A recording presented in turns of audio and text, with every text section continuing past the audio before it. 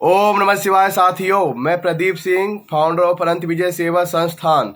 साथियों, आज आपको मैं श्रीमद् भागवत गीता के अध्याय 4 दिव्य ज्ञान का श्लोक नंबर 13 का संस्कृत और हिंदी वाचन करके सुनाऊंगा। तो श्लोक नंबर 13 है, चातुर्वर्ण्यम मया सृष्टम गुण कर्म विभागसः तस्य कर्तारमपि मां विद्धि कर्तारमव्ययम्। इसका हिंदी अनुवाद है, प्रकृति के तीनों गुणों और उनसे संबंध कर्म के अनुसार मेरे द्वारा मानव समाज के 4 विभाग रचे गए। यद्यपि मैं इस व्यवस्था का सृष्टा हूँ, किंतु तुम यह जान लो कि मैं इतने पर भी अव्यय अकर्ता हूँ। तात्पर्य है, भगवान प्रत्येक वस्तु के सृष्टा है।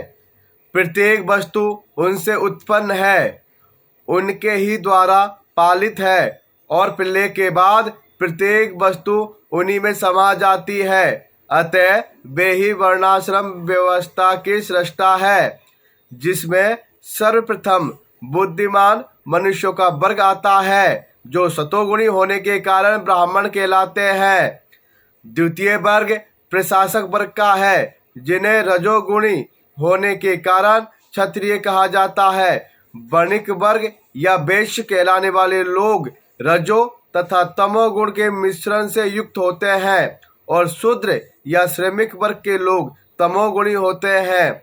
मानव समाज के इन 4 विभागों की सृष्टि करने पर भी भगवान कृष्ण इनमें से किसी विभाग में नहीं आते, क्योंकि वे उन वध जीवों में से नहीं है जिनका एक अंश मानव समाज के रूप में है। मानव समाज भी किसी अन्य पशु समाज के तुल्य है, किंतु मनुष्यों को पशु स्तर से ऊपर उठाने के लिए ही उपर्युक्त वर्णाश्रम की रचना की गई है, जिससे क्रमिक रूप से कृष्ण भावनामृत विकसित हो सके। किसी विशेष व्यक्ति की किसी कार्य के प्रति प्रवृत्ति का निर्धारण उसके द्वारा अर्जित प्रकृति के गुणों द्वारा किया जाता है। गुणों के अनुसार जीवन के लक्षणों का वर्णन इस ग्रंथ के 18वें अध्याय में हुआ है, किंतु कृष्ण भावना भावित व्यक्ति ब्राह्मण से भी बढ़कर होता है। यद्यपि गुण के अनुसार ब्राह्मण को ब्रह्म या परम सत्य के विषय में ज्ञान होना चाहिए, किंतु उनमें से अधिकांश भगवान कृष्ण के निर्विशेष ब्रह्म स्वरूप को ही प्राप्त कर पाते हैं। किंतु जो मनुष्य ब्राह्मण के सीमित ज्ञान को लांघकर भगवान श्री कृष्ण के ज्ञान तक पहुंच जाता है, वही कृष्ण भावना भावित होता है, अर्थात वैष्णव होता है।